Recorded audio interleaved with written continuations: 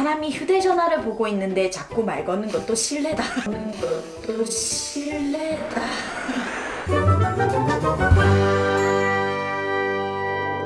안녕하세요. 책 읽어주는 이쁜 아줌마 춘희 아줌마입니다. 안녕하세요. 책 읽어주는 이쁜 아줌마의 막내 작가입니다. 오늘부터는 이제 저희가 각자 추천해주고 싶은 책을 읽고 이제 가져와서 이야기를 나눠보는 시간을 가지기로 했었는데요. 네. 그래서 제가 오늘 소개해드릴 책은 바로 어디까지나 제 생각입니다 라는 책입니다.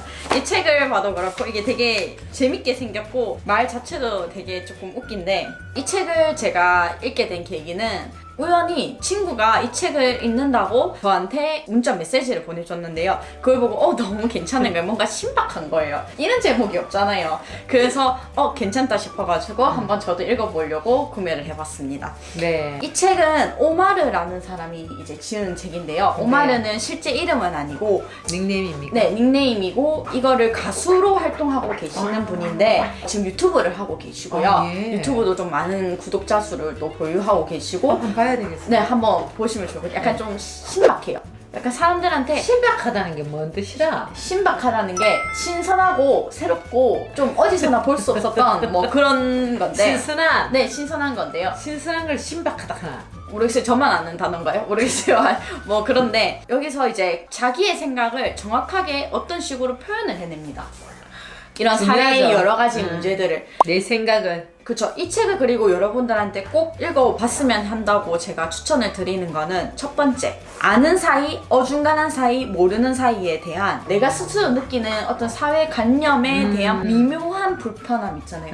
내가 이렇게 말하기엔 째째한 것 같고 근데 또 내가 참자니 좀 불편하고 좀 짜증이 나고 그런 거 많죠, 살면서. 이런 사실들을 자기의 생각들을 얘기하는 거고요. 두 번째는 저는 이제 우리나라 사람이고 우리나라 사람만 봐왔잖아요. 많이 사람들이 스스로의 생각을 펼치는 데 있어서 다들 주저하는 것 같아요. 주저하죠. 일단 내가 뭔 얘기를 하면 사람들이 너무 비난을 해요. 비판을 하고. 그리고 한마디를 듣는 거에 대해서 이렇게 잘 못 견뎌 하는 게 좀 큰 것 같아요. 그리고 그런 경험이 계속 쌓이다 보면은 어느 순간 나도 스스로 약간 소심해진다 해야 할까요? 미치게 되죠. 네, 그런 게 있는 것 같더라고요. 좀 잘 참는 편이지요. 네, 저는 얘기 안 하고 꽁 하고 있다가 데스노트를 썼습니다. 저 같은 사람. 뒤에서 어느 날 몇 시에 무슨 일을 내가 당했다. 그래, 두고 말해. 내가 똑같은 걸 해가지고 그 기분을 느끼게 해주게. 아주 무슨. 저 같은 사람은 진짜 무서워요. 그래서 이 책을 이제 본격적으로 설명을 해보자면 이 책은 크게 세 파트로 나뉩니다. 파트 1, 그게 미덕인 줄 알았겠지. 파트 2, 내 안의 불편함. 파트 3, 어디까지나 제 생각입니다. 이렇게 해서 이제 파트별로 맞게 이야기를 이제 진행해 나가는데요. 제가 다 이야기를 해주는 것보다 첫 번째 파트에 대해서 이제 우리가 공감할 만한 이야기들을 조금 읽어드리고 이야기를 나누고 이제 춘희 아줌마가 추천하는 책에 대해서 한번 들어보도록 하는 시간을 그라이시에 그럽시다. 네. 일단 첫 번째는 이 믿어. 이 뭔가 오는데 느낌이. 당신이 나보다 먼저 태어난 게 나랑 무슨 상관인데. 가만히 생각해보면 정말 이상한 일이다. 피차 서로 처음 보는 사이인데 당신은 왜 나한테 당연하게 반말을 하고 내 어깨에 허락 없이 손을 올리는 거지? 나이차가 반토막도 아닌데 왜 나는 당연히 당신에게 존댓말을 써야 하고 당신의 그 재미없는 말에 웃어줘야 하는 거지? 당신이 나보다 먼저 태어난 게 나랑 무슨 상관인데? 교수나 조교는 다르다. 나이나 직급을 떠나 그들은 나에게 중요하고 또 필요한 사람들이다. 그래서 나는 그들에게 잘 보일 필요가 있고 또 그렇게 하고 싶다. 그런데 당신은 쓸모가 없다. 나에게 그다지 필요 없는 사람이다. 물론 필요한 사람만 만나겠다는 게 아니다. 도움이 안 되는 당신에게 내가 고개를 숙일 이유가 없다는 뜻이다. 대학 생활의 길잡이? 당신도 새내기 시절을 겪어봐서 잘 알고 있지 않은가? 대학이라는 게 밖에서 교복 입고 볼 때나 어렵고 거창하게 느껴지지 단 학기만 다녀봐도 학교가 어떻게 돌아가는지 그냥 다 알게 된다는 걸 말이다. 그게 대단한 지식이라도 되는 듯 이야기하는 당신이 나는 진심으로 안쓰럽다. 세상에 얼마나 내세울 게 없으면. 이제 제가 여기까지 읽도록 하고요. 그 다음 또 이야기를 해볼게요. 소문은 아무것도 없는 상태에서도 만들어진다. 아니 땐 굴뚝에 연기가 난리 없지만 소문은 아무것도 없는 상태에서도 만들어진다. 나는 살면서 땔감이 아니라 굴뚝 자체가 없는 상황에서도 연기가 올라오는 것을 여러 번 봤다. 그래서 나는 아니 땐 굴뚝이 연기 날까? 라는 속담은 소문을 만들어 퍼뜨린 이가 사람들이 기대만큼 그 소문을 믿어주지 않자 열받아서 만든 말이 아닐까 생각하고 있다. 우리에게 소문에 대해서는 꼭 이야기를 해주고 싶었어요. 이제 소문에 대해서는 사람들이 참 많은 상처를 받잖아요. 이게 많이. 일반 사람도 그렇고 연예인도 그렇고 다들 누가 그래 카더라.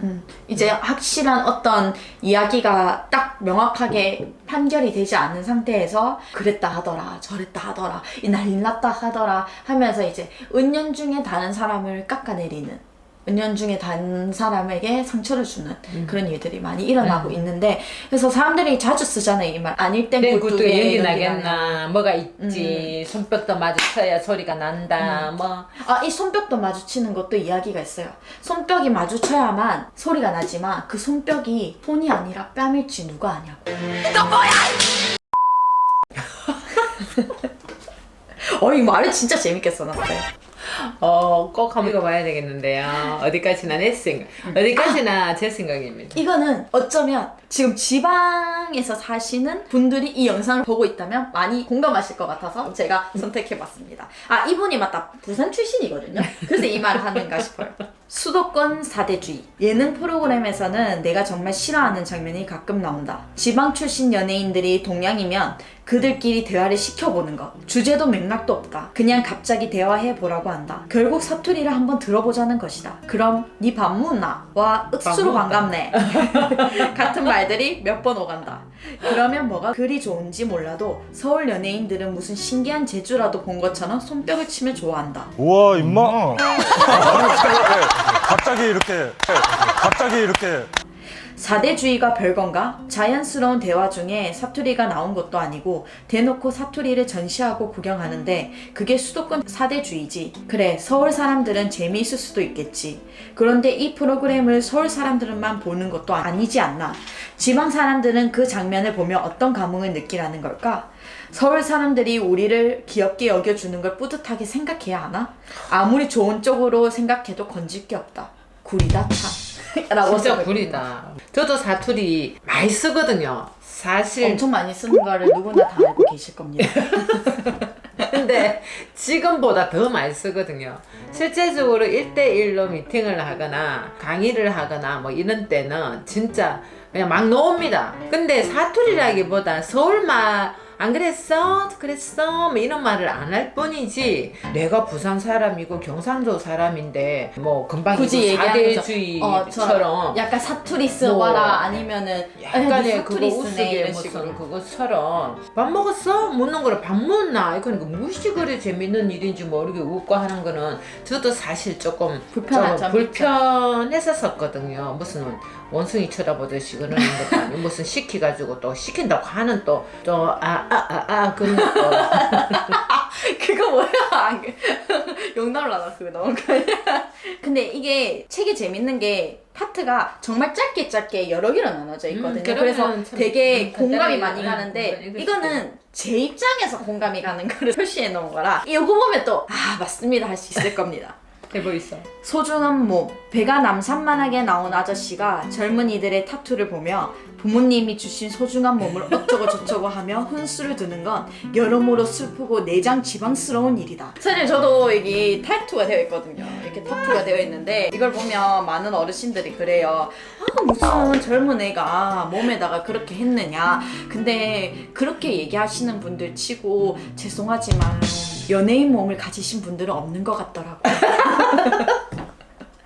아니 저도 약간의 어떤 흉터 어떤 뭐 이래 신체 타고날 때부터 있던 뭐 점 뭐 이런 걸로 인해서 약간 타투라는 거를 했는데 저희 세대는 50대 60대 내 세대는 일단 이런 걸 했다는 거에 대해서 뭐 약간 깡패 뭐 조포 아니면은 좀 불량기 있는 이런 약간 안 좋은 선입견을 많이 갖고 있는데 그거하고 아무 상관없습니다. 개인 근데 취향입니다. 이쁘게 하면 되는 또 그런 사람들도 있어요. 허벅지에 사람 죽이는 거 있잖아요. 사람 죽여가지고 이렇게 피가 흐르는 그런 문신도 있었어요. 근데 그거는 개인적으로 약간 좋은 걸로는 보이지가 않아서 그렇게 좀 심한 경우에 사람들이 조금 약간의 불쾌감을 느끼는 부분에 대해서는 뭐 이해해 줄 수는 있지 않을까 하는 어디까지나 제 생각입니다. 다음 걸 읽어보도록 할게요. 신뢰. 사람 말하는 도중에 자꾸 휴대전화를 보는 것도 실례지만 사람이 휴대전화를 보고 있는데 자꾸 말 거는 것도 실례다. 자꾸 말 거는 것. 이게 너무 잘 적어놨죠. 너무 잘 적어. 이거 어른들이 참 많이 쓰시는 말이거든. 어디 어른들이 이야기를 하는데 휴대폰을 뭐 넣어? 저기 말씀하시기 전에 제가 먼저 보고 있었는데 약간 요런 느낌이랄까요. 요거는 약간 좀 젊은 사람들에게 많이 이렇게 좀 공감이 되는 이야기가 아닌가 싶습니다. 네, 알겠습니다. 참고하겠습니다. 좀 아쉽죠, 솔직히 듣다 보니까 좀 더 많이 듣고 싶어지지 않아요, 이야기가? 맞아요. 웃어 재밌어요. 그러면 아쉬우시다면 꼭 이 책을 한번 사서 보시길 바랍니다. 네. PPL은 아니에요. 그래서 이제 여기까지 일단 파트 1의 이야기인데요. 그 중에서 네. 이제 제가 좀 괜찮다 싶었던 이야기들 들려드렸고요. 이제 한번 들어보셨다시피 너무 공감 가는 이야기고 너무 재밌는 이야기라서 또 짧게 이렇게 나눠져 있기 때문에 얼마든지 재밌게 읽으실 수 있을 것 같고, 그 다음에 내가 시간이 없다, 촉박하다 하시는 분들이 약간 조금씩 읽어서 볼 수 있는 네, 아주 가벼운 책이에요. 지하철 타고 다니든지 안 그러면 중간중간에 차 네. 한잔 하면서 그 가벼워요. 가볍고 되게 작아요, 이 책이. 네. 그래서 제 이야기는 여기까지고요. 저는 네. 또 다른 책을 한번 찾아보겠습니다. 예.